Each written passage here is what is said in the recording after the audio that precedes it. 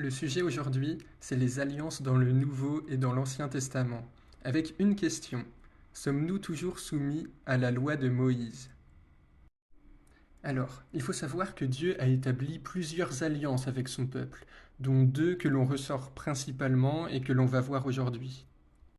Alors, il y a tout d'abord l'alliance de la loi, qui est établie dans l'Ancien Testament, avec Moïse, et selon laquelle il est convenu que si on respecte parfaitement la loi qui est représentée par les 10 commandements, alors nous sommes sauvés.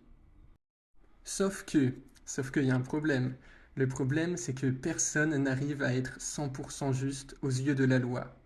C'est pour ça que les Juifs, ils avaient recours à des sacrifices d'animaux, des animaux sans défaut, qui avaient pour but de payer à leur place pour leurs péchés.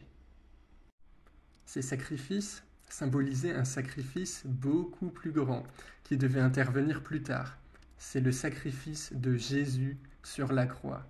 Il s'agit du sacrifice ultime, parce que, étant donné que lui était parfait aux yeux de la loi de Moïse, donc il était sans péché, par son sacrifice, il a payé pour les péchés de tous ceux qui se confient en lui.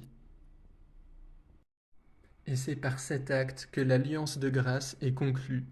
Nous sommes impurs et pécheurs aux yeux de la loi, mais nous obtenons grâce par le sacrifice de Jésus à notre place.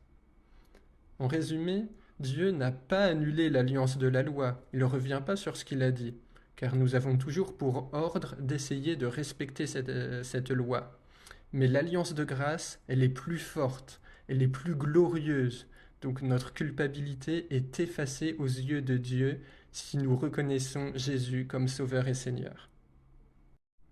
Alors, je tiens quand même à dire que tout ça, ça n'a pas pour objectif de nous autoriser à pécher, mais cela nous assure que nos péchés sont pardonnés. Et ça, c'est beau.